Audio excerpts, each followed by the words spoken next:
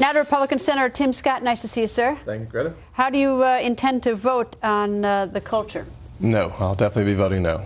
And why is that?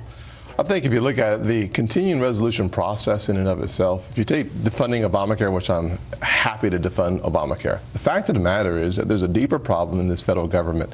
It's the way we spend money. We spend too much without any question. The way we plan to spend money is on short-term fixes. I ran a business for the last 15 years. I cannot imagine showing up excited that I beat the deadline by a day. All of my business planning suggests that we need a 1-year, 3-year, 5-year look into the future. When you do these short-term continuing resolutions, you're not doing good planning for the country. And with a $4 trillion company called the federal government, we ought to treat it like a business. We ought to have a long-term plan. We ought to reconcile the budgets.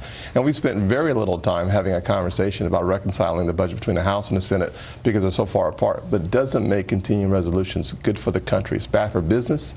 It's bad for families. Families have to balance their budget across the kitchen table. As a small business owner, I had to balance my budget on an annual basis. I had to have a plan for the next 3 years. The federal government, $4 trillion nearly in spending, and we have no clue what our priorities are because we spend no time figuring that out. What's so interesting, your vote is a little bit different than, for instance, Senator Cruz and Senator Lee. They are focusing on defunding Obamacare, and as sort of a bizarre way the rules are done is that they would actually be voting against the House bill, but that's because they're trying to prevent Senator Harry Reid from stripping defunding out of it.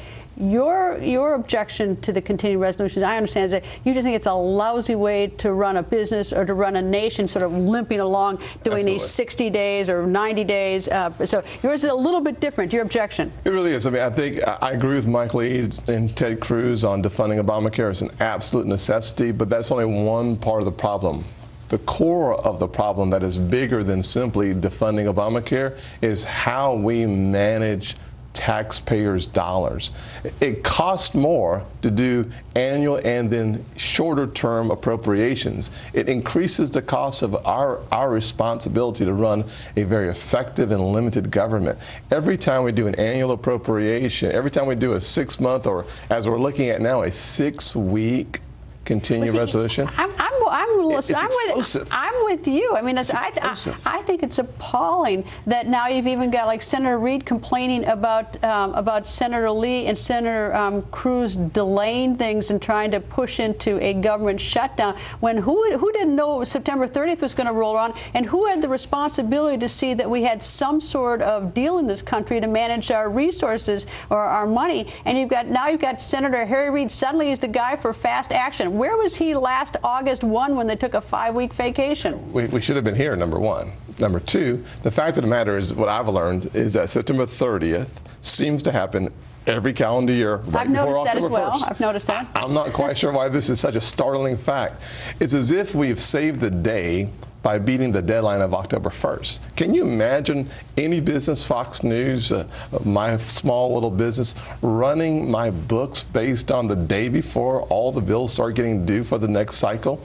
It doesn't work that way. Why don't you think others see it that way? I mean, everyone is so busy talking about the continuing resolution, but no one understands the reason there's a continuing resolution is because the job of creating a budget and agreeing on a budget was never met. So it's like, this is really sort of, they had, one job wasn't done, and now a second job to cover up for the first job not done can't be done.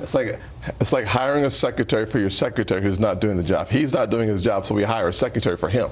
It doesn't work, number one. Number two, if you look at the last 4 years where the Senate had no budget whatsoever, I mean, the fact that we have a budget now is a laughable document simply because it needs another $1 trillion to keep it moving. At least it's a start. At least it's. I mean, can I tell you? It's a bad start, but it's a start. Well, no, but at least you get both sides sitting down at a table and talking, because unless the Senate had a budget, even if you don't like the budget, yes, at least that was sort of a pocket veto. Incidentally, it was a pocket veto of Senator Harry Reid, so that there can be no discussion, no debate. You need to. The Senate need to put one on the table, and finally they did, even if you don't like it. 1,200 days without a budget. It's better to have one than not have one. It'd be nice for these folks to sit down and see if there's any way to reconcile it. It's important to the American people that we breathe new confidence back into this system. Why doesn't anybody get that, though? I mean, to me, it's stunning. I mean, I would be horrified. I would be ashamed if that's the way I did my job. If I just kept covering up for not doing it. I mean, at some point, I agree. I'd be worried about losing my job. We all should be. At the end of the day, every day should be a job application. And we should be applying for the job back at home. When I spoke earlier in August to a group, I said very clearly, I don't support funding Obamacare. I voted against it 40 times. I'm going to vote against it tomorrow. But the fact of the matter, a greater travesty, perhaps, is the way that we have these continuing resolutions. We had 4 consecutive years of $1 trillion deficit. This year, we're over $600 billion or so. We've got one of the better years of money coming in because people saw and realized their income last year because of the higher taxes January 2nd. So what we're really looking at is a quagmire pit that only gets worse. Think about this, a $17 trillion debt. Our interest-only payments exceed $300 billion. And we're not paying down the debt. And so we're going to have a conversation about spending more money this year, and then in a couple of weeks we're going to have another conversation about the debt ceiling. And the American people are like, really? This is the best you guys can do? It's appalling. We should be ashamed of this process. Senator, always nice to see you, sir. Thank you very much, Greta.